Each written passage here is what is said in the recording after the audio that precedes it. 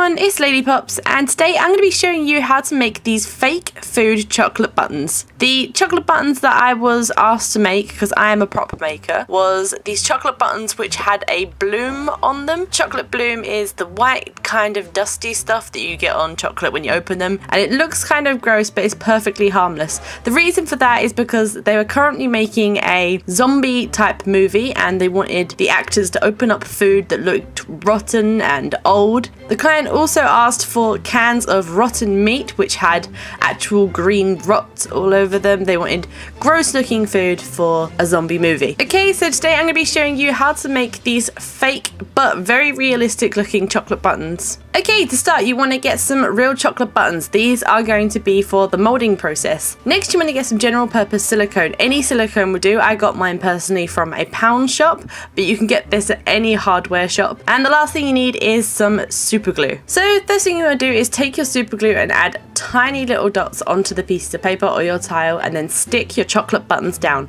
You want to separate these at least half a centimeter between each other. So I started by laying down a piece of paper to place my chocolate buttons on. The best thing to use for this project would actually be something that silicone won't stick to. So for example, a tile or some wood with a shiny surface, just so the silicone won't absorb into anything. The reason I use paper is because I didn't have anything at the time as my garage is being done up. And you will see when the mold is complete that there is actually a thin layer of paper still stuck onto the silicone. It didn't massively affect anything, but the best thing to use would be a tile or something that won't stick to silicone.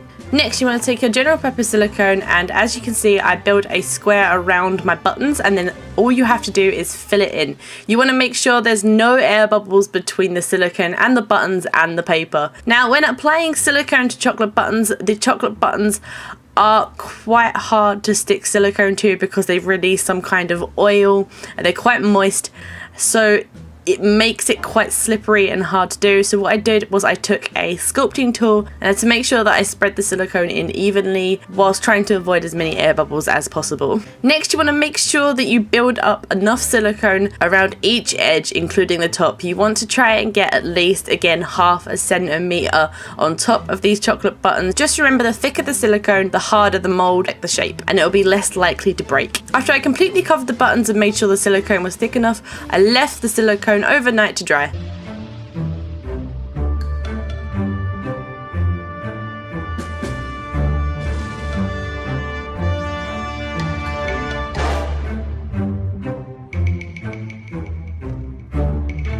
When I woke up, the silicone was dry, but as you can see here, the paper is stuck to the bottom of the silicone mold. So what I had to do is I took a scalpel and cut around each button to release it from the mold. Then I just gave it a quick wipe with some warm water to get rid of all the chocolate excess because the buttons did melt inside the mold. The next thing you need is some fast cast. I got my fast cast from Easy Composites online, and this is the greatest stuff to use. I absolutely love using this. It's so quick and simple. All you need to do is take a plastic container and pour one part of part A and one part B, equal amounts, into the pot and stir. With fast cast you have to make sure that you stir this as vigorously as possible. You want the mix to be completely blended together so that it sets correctly. As you can see, I'm using a straw. I don't recommend using a straw. I did a bit of experimenting here, as you can see, where I tried to use the straw as a syringe, but in the end I did give up and went back to the pouring method, which was actually a lot quicker. You just need a bit of a steady hand. A great tip when using fast cast is to tap the mold once you are finished pouring so you get the air bubbles out, and if there are air bubbles trapped at the top, a little blow usually pop them. If not, you can always use a pin to slowly pop the bubbles out. The more fast cast you use, the quicker it sets as it heats up as it sets. These buttons are generally quite small, so they take a little bit longer. So as you can see here, these are the buttons that are fully set. They look a lot like white chocolate buttons. So as you can see, all I'm doing is trimming the edges, and later on I do get some very fine sandpaper just to perfect them.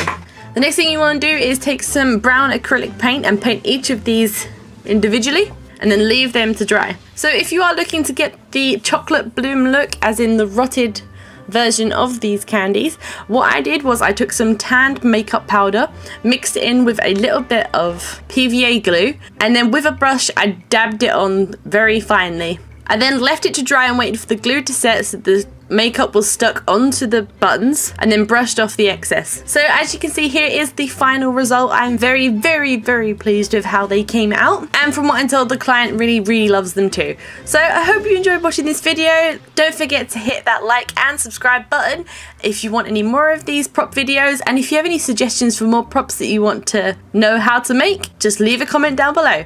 Okay, thanks guys, bye!